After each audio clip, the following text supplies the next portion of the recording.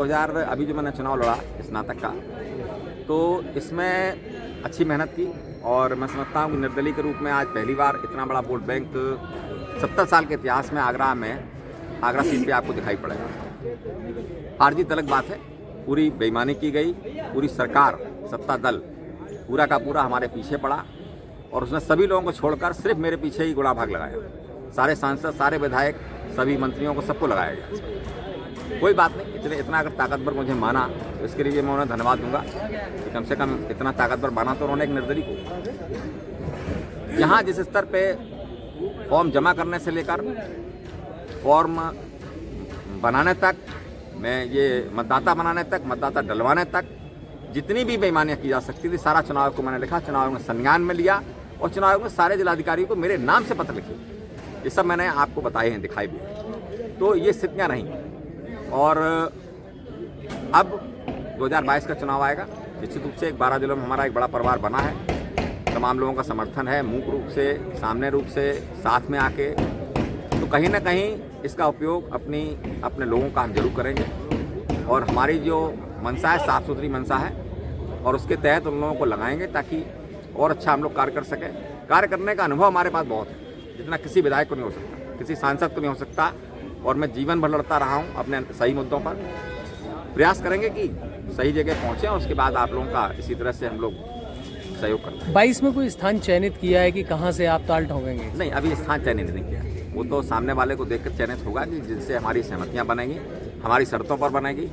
उनके जरूरी नहीं कि उनके पास वो स्थान हो, उनके पास भी ऑप्शन होगा, हमारे पास भी ऑप्शन। अगर आपको कोई राजनीतिक दल अगर आपको इनवाइट करता है तो आप किस राजनीतिक दल में इंटरेस्टेड रहेंगे या निर्दलीय? देखिए, आज की तारीख में सभी राजनीतिक दल एक सी विचारधारा के, कोई में किसी में ये कमी नहीं, कोई ये नहीं कह सकता, चाहे घंटों मुझसे बहस करा लीजिए। आप लोग भी जानते हैं, कहने को कुछ है, करने को कुछ है। किसी के पास ये सिद्धांतिक नहीं है जो पहले लोग कहा करते थे हम बहुत बड़े सिद्धांतवादी है और फलाना पार्टी सिद्धांतवादी नहीं है।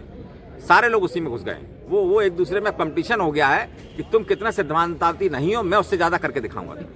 ये आज कंपटीशन नया दौर चल गया है, तो इसलिए उसकी कोई चिंता नहीं है कि कौन दूध का धुला है कौन नहीं है। जिसका हमारे साथ संबंध ठीक होगा, जो हमारी बातों को सुनेगा, जिससे कि हम कुछ काम कर सकें, सीधी सी बात है। अगर बिल्कुल बंधुआ मजदूर की तरह रखना चाहेंगे तो उसमें हमारे लिए दिक्कत होगी। तो इसका समझौता कहीं ना कहीं होगा और वहीं हम जाएंगे और उसके साथ में अभी कुछ दिनों में हम सबके साथ बैठेंगे अपने लोगों के साथ में और वो तय करेंगे। प्रदेश का चुनाव देश का बड़ा चुनाव माना जाता है, विधानसभा जो आने वाला है, किन मुद्दों को लेकर के जा रहे हैं, किसके साथ? नहीं, मेरे मुद्दे सब वही है, मेरा कोई नया मुद्दा नहीं होगा। मैं उन्हीं मुद्दों पे काम करूंगा जिसको मैंने पहले हाईलाइट किया है। जैसे बेरोजगारी बहुत बड़ा मुद्दा हमारे सामने है, हमारा एम्प्लॉयमेंट एक्शन, हमारा यहाँ जिला उद्योग केंद्र सारे ठप पड़े, इन पे काम हो सकता है।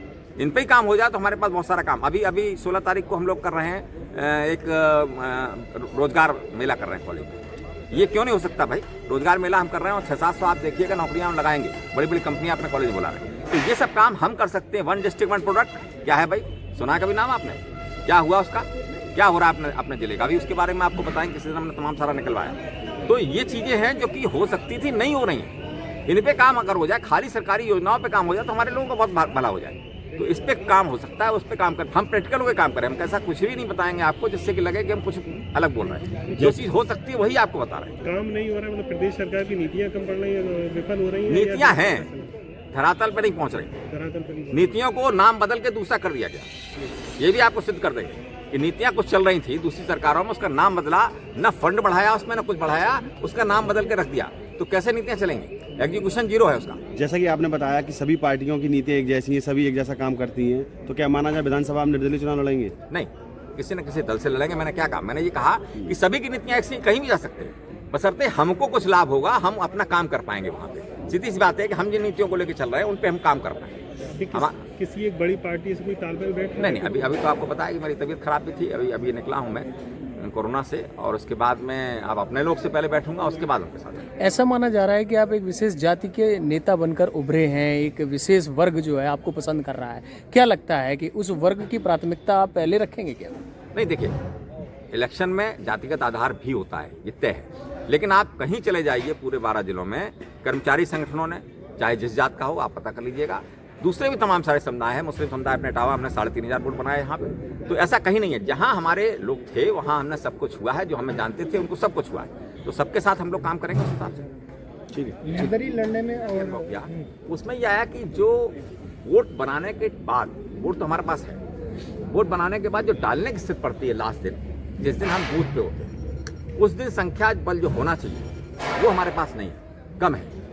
हालांकि हम लोग सफल रहे, हम लोगों ने सारे लोगों को बूथ कैप्चर नहीं होने दिया, ये आपने देखा सब जगह, लेकिन फिर भी जो ताकत हमें चाहिए वो ताकत पार्टी के साथ बढ़ाई जा सकती है और वोट डलवाने में हमको मदद मिल सकती है। तो वो जो 5-10% का अंतर हम ले जाएंगे वही हमारी जीत का कारण है।